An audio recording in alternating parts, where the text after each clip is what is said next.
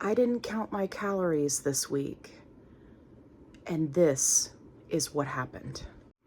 Hey everybody, it's Allie. I'm on a fantabulous weight loss journey, and hopefully you'll come along for the ride. So I did another experiment for you because I love you guys, and this week I did not count my calories. So there are so many people in the support group that are anti-calorie counting, right? They think it's terrible, they think it's horrible, yada, yada, yada.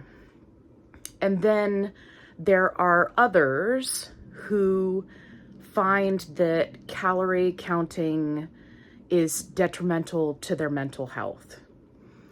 And both of these viewpoints interest me because for me personally, calorie counting has been a tremendous tool to really put into perspective how badly I was screwing up my nutrition.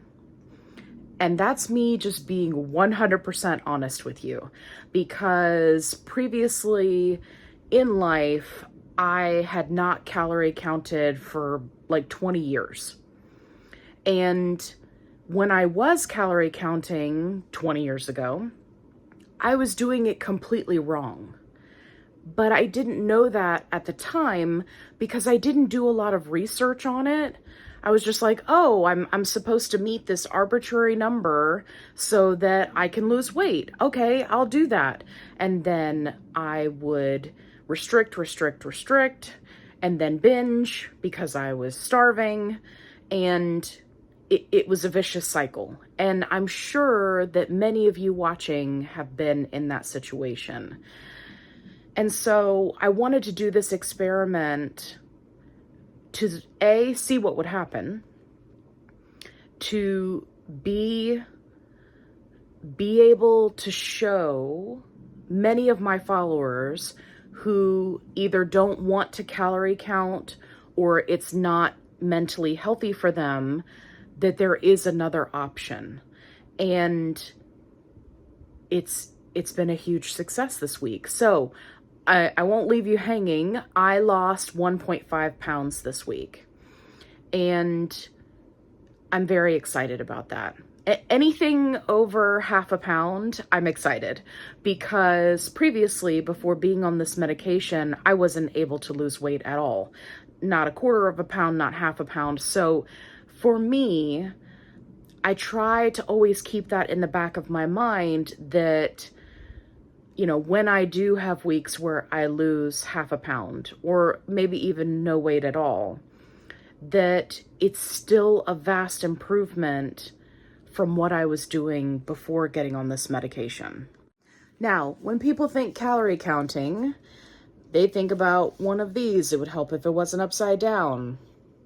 Is it upside down? I just made it upside down. Right? This is how calorie counting was done back in the day. Thankfully, we have apps now that make everything so much easier, and you don't have to use a little spinny thing, right? My wife picked this up for me at an estate sale, and I love it because it just shows how far we've come. The amount of misinformation that's in this is just, it's just priceless. It's a little piece of history. And this is the 31st year of publication for this vest pocket calorie counter. And let me see the year. This started in 1935 and continued, at least until this edition, to 1963. So anyway, it's just a little interesting piece of history, and I wanted to show it to you. So what did I do to lose weight and not count calories this week? So by using calorie counting previously, I was able to come up with very simple, easy to do go-to meals that I can make just that fast to ensure that I am in a calorie deficit for the week.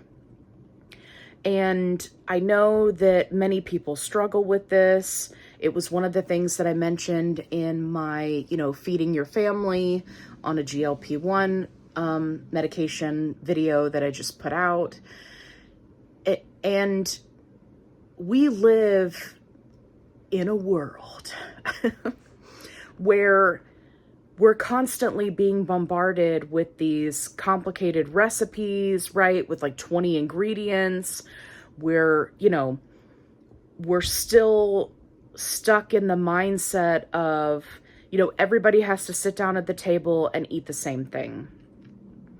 And I find that keeping things simple, easy to track if you are tracking calories, is so much easier, and I personally have been more successful doing that than trying to figure out, right, and navigate complicated recipes that may or may not include nutritional facts, right? And then you're making adjustments to potentially make them healthier, like omitting butter or oils or salts, right? And everybody has their own health conditions that they're, editing recipes for. It becomes challenging.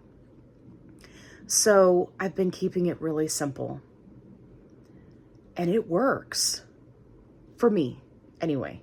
And I'm sharing it with you in hopes that maybe it'll work for you as well. Even if it's not something you can do for every meal, if it's something that you can do for breakfast and lunch, and then cook dinner for your family, right? And then eat a smaller portion of that, it can be beneficial to keep things simple to help you long term. The other thing that I do that I feel like some people are scared of is I will eat the same things over and over and over again.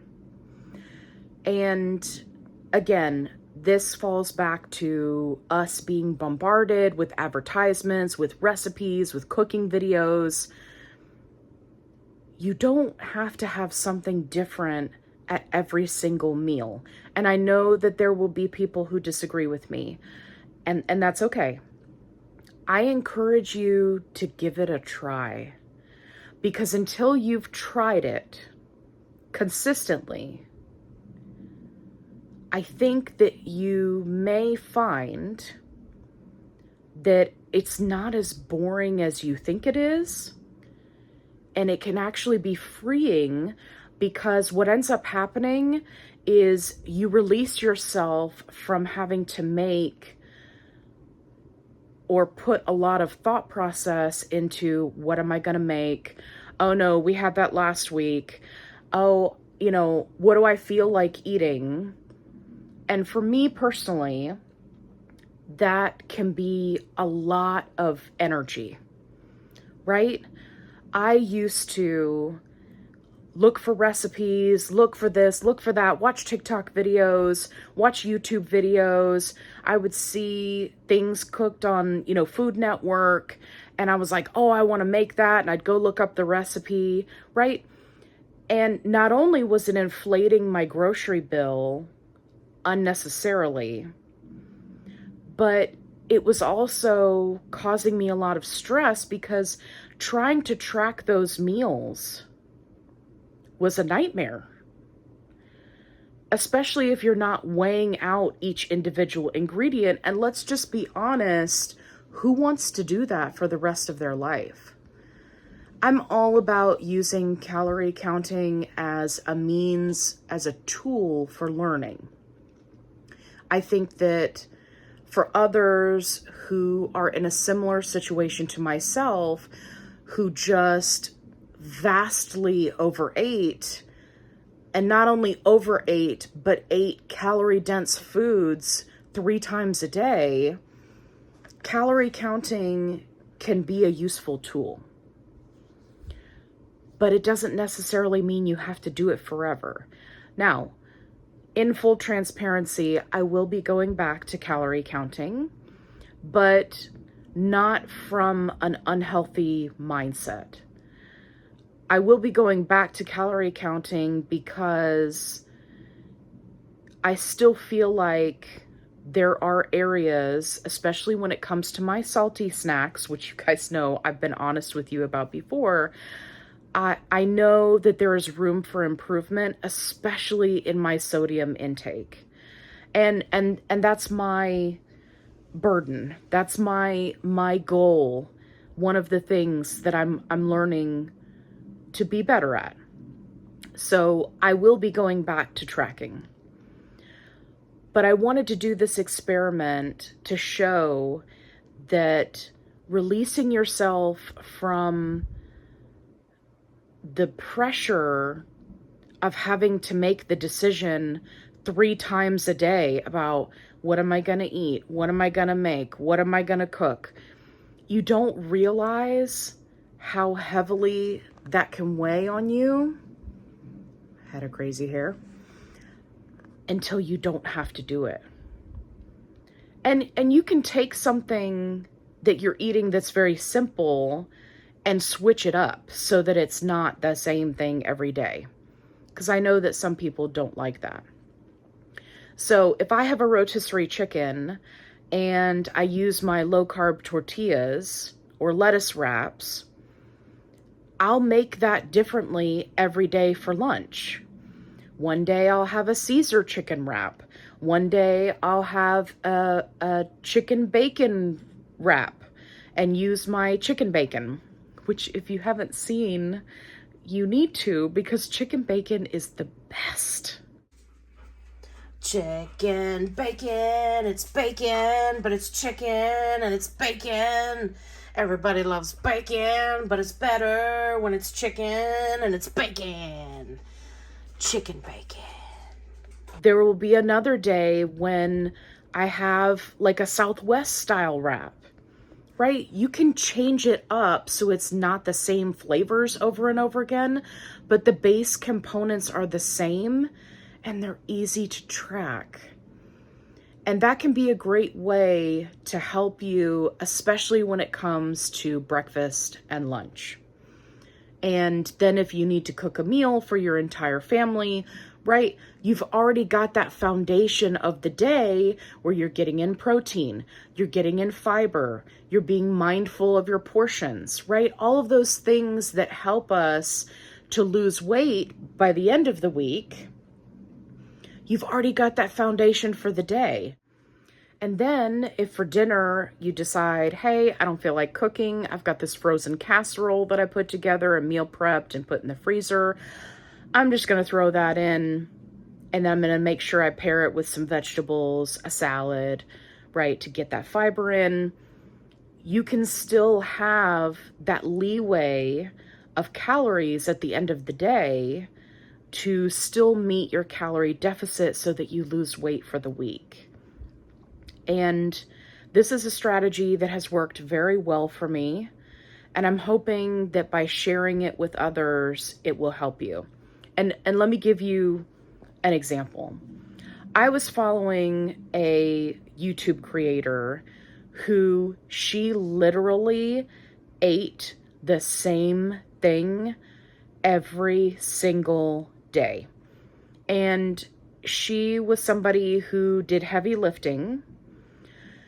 And she has a very funny channel. Anyway, she did a what I eat in a day video. And she's like, I'm only going to do one of these because I literally eat the same thing every day. It was the same breakfast, the same lunch, the same dinner. And she used some of the convenience foods that I've mentioned in some of my other videos, like pre-cooked chicken, rotisserie chicken, things of that nature. And I thought, holy cow, she literally doesn't have to think about what to eat at all. And then in turn, she didn't need to track her calories because she had already planned out what she was going to eat for the entire week in a matter of 10 minutes. And then that was it. She just did it. And it really did blow my mind. I was like, no way. Like, you've got to get bored. You've got to, you know. But she did exactly what it is that I'm describing.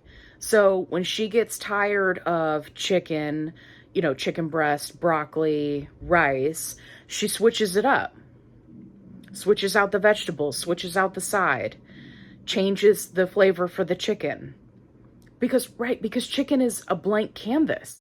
So you could do an Italian style chicken. You could do spicy. You could do Mexican. You could do, you know, I mean, any number of things. Greek. Like, you could go any direction. You could do jerk chicken. Like, the possibilities are endless. But that base component is still the same. So it does wonders for your grocery bill. You can keep yourself from getting bored, and you develop a habit of, okay, I know it takes me this long to cook the chicken. It takes me this long to steam the broccoli. It takes me this long for the rice cooker, right? You see what I'm saying? And you give yourself freedom. And I personally feel like it has really helped me in my weight loss journey, and so that's why I wanted to share it with you. I hope that you found this video helpful. If you did, give me a thumbs up. If you haven't already, subscribe. I'd love to have you along for the ride. Make sure you check out my other videos. I have other helpful tips and tricks that can help you on your fitness, wellness, health journey. If you're looking for a positive-only support group, definitely check out the link in the description box below. I'd love to have you. And as always, be kind, rewind.